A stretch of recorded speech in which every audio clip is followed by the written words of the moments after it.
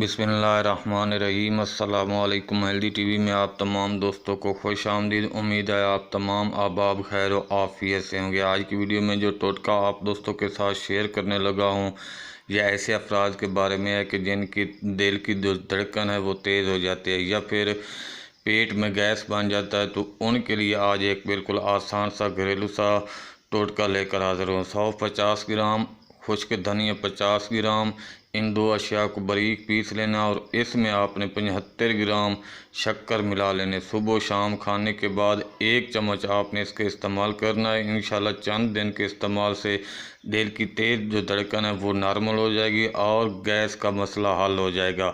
जो शुगर के मरीज़ हैं वो इसमें शक्कर इस्तेमाल ना करें। नुस्खा अच्छा लगा है तो वीडियो को लाइक कर दें, सदका जारिया समझ कर शेयर कर दें। मिलते हैं अगली वीडियो में एक नए नुस्खे के साथ, एक नए टोटके के साथ। तब तक के लिए अल्लाह हाफिज़।